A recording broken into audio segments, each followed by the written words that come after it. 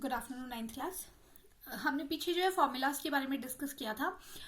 उससे पहले मैं कुछ एक चीज़ें जो है वो बताना चाहती हूँ। जैसे आप लोगों ने जो चीज़ें मिस कर दी थी, कुछ एक लोग थे जो कि फॉर्मूलाज को बहुत ज़्यादा गलत लिख रहे थे, पता नहीं क्यों। But first of all see here, अगर आप मैंने उसमें आपको रूल्स में ये चीज़ें बताई थी कि एल्यूमिनियम का फॉर्मूला AL इस तरह से होता है, स्मॉल l होता है, it's not a capital L। वैसे Cl का फॉर्मूला Cl इस तरह से होगा, ठीक है। आपने उसको Cl नहीं लिखना है, कुछ लोग AlCl इस तरह से लिख रहे हैं, तो ये गलत है। ये आपने ऐसे नहीं करना है इसको, ठीक है। What you have to do, aluminium chloride AlCl, this is the formula of aluminium chloride. Na2 इस तरह से, ठीक है। तो ये सारे फॉर्मूलाज में आपने गलतियां नहीं करनी है। ये एक चीज थी जो मुझे आप लोगों को क्लियर करनी थी। So let's move towards our new topic of same chapter, that is molecular mass and mole concept. So since हमने मॉलिक्यूल्स के बारे में पढ़ा, एटम्स के बारे में पढ़ा हमने, फिर आयंस के बारे में पढ़ा, now we will discuss about the molecular mass. कि ऑब्वियसली अगर दो एटम्स कंबाइन कर रहे हैं या फिर एलिमेंट्स कंबाइन कर रहे हैं या फिर कंपाउंड्स बना रहे हैं, तो उस कंपाउंड का कोई ना कोई मास तो होगा। हमने मैटर के बारे में पढ़ा है कि मैटर क्या होता है, एनीथिंग दैट ऑक्यूपाई स्पेस और that have mass, so that is known as matter. अगर हाइड्रोजन एटम जो है वो हाइड्रोजन गैस बना रहा है या ऑक्सीजन एटम्स मिलकर ऑक्सीजन गैस बना रहे हैं, तो वो ऑक्सीजन गैस कोई ना कोई एरिया ऑक्यूपाई कर रही है, ठीक है। तो इट मीन्स कि अगर वो कोई ना कोई एरिया ऑक्यूपाई कर रही है तो उसका कोई ना कोई मास भी होगा, ठीक है। अगर हम वाटर की ही बात करते हैं कि वाटर किससे मिलके बना है, हाइड्रोजन से और ऑक्सीजन से मिलके बना है, तो यानी वाटर का कोई ना कोई मास तो होगा। तो उसी के बारे में आज हम डिस्कस करेंगे और एक नए कॉन्सेप्ट के बारे में डिस्कस करेंगे, that is mole concept. So first of all, what is molecular mass? So the molecular mass of a substance is the sum of the atomic masses of all the atoms in the molecule of a substance. यानी कि molecular mass क्या है? Molecular mass मतलब कि जो आपका molecule है, जिन जिन atoms से मिलके वो बना है, उन सबके मासेस को अगर हम कंबाइन कर देते हैं, that is known as molecular mass. Molecular mass को हम समटाइम्स एटॉमिक मास यूनिट भी कहते हैं, रिलेटिव मास में उसको एटॉमिक मास यूनिट भी कहते हैं। इसका एग्जाम्पल लेते हैं। फॉर एग्जाम्पल, हमने यहाँ पे एग्जाम्पल लिया हुआ है वाटर का, मैंने वाटर का एग्जाम्पल लिया है। So we know that the atomic mass of hydrogen is 1 unit, ठीक है। Similarly atomic mass of oxygen is 16, ठीक है।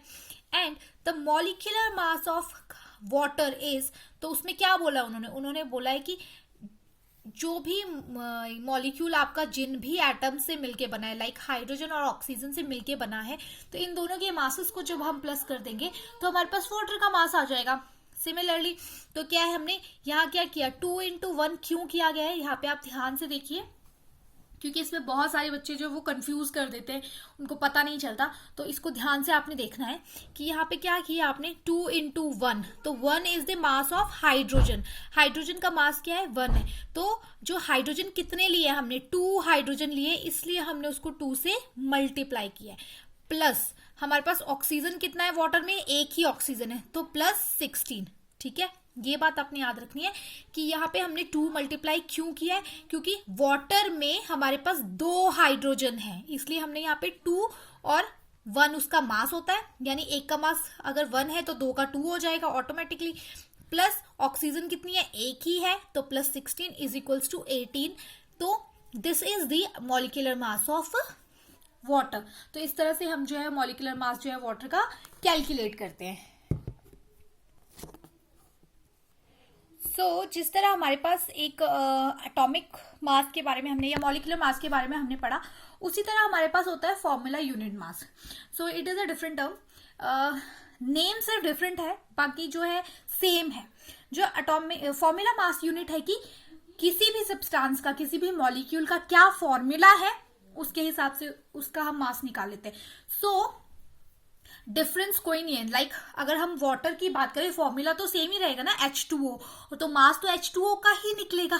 तो फॉर्मूला यूनिट मास और एटॉमिक यूनिट मास जो है सिर्फ नाम डिफरेंट है, बाकी जो है इनका इनके निकालने का तरीका, इसको कैलकुलेट करने का तरीका जो है वो सिमिलर होता है।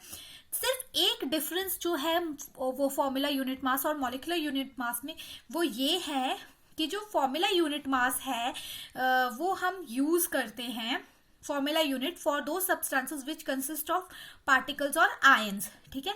यानी जिसमें पार्टिकल्स और आयंस प्रेजेंट है उसके लिए हम फॉर्मूला यूनिट मास जो है वो यूज करते हैं, और इनको निकालने का तरीका बट सेम है। फॉर एग्जाम्पल NaCl, NaCl में क्या है, हमने दो आयंस यूज किए हैं, मतलब Na पॉजिटिव और Cl नेगेटिव, इन दो आयंस को हमने यूज किया है, तो इसका हम निकालेंगे फॉर्मूला यूनिट मास, ठीक है। इसके यूनिट मास को हम एटॉमिक यूनिट मास नहीं बोलेंगे या मॉलिक्यूलर मास नहीं बोलेंगे, इसको हम बोलेंगे फॉर्मूला यूनिट मास। क्यों? क्योंकि जो फॉर्मूला यूनिट मास है उसमें क्या होता है कि ये कंस्टिट्यूट करता है पार्टिकल्स ऑफ आयंस, यानी ऐसे पार्टिकल्स से जो आयन से मिलके बने होते हैं, ठीक है। सो इसके लिए मैंने एग्जांपल लिया NaCl का। क्यों? क्योंकि NaCl में एक Na पॉजिटिव और Cl नेगेटिव होता है। तो सेम चीज है, Na का जो एटॉमिक मास है दैट इज 23, ठीक है।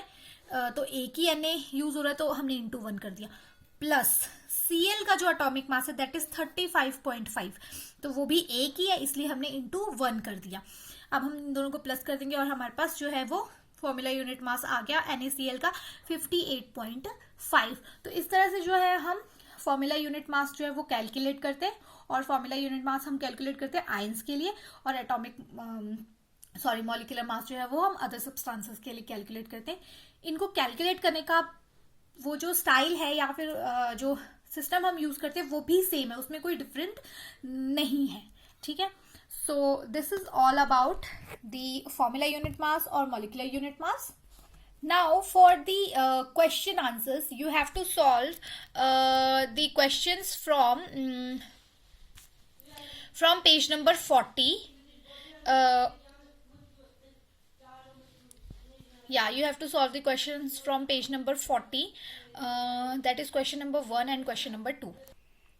तो ये है आपके क्वेश्चन आंसर्स जो है आपने पेज नंबर 40 के क्वेश्चन नंबर 1 और क्वेश्चन नंबर 2 को क्या है आपने सॉल्व करना है। Thank you.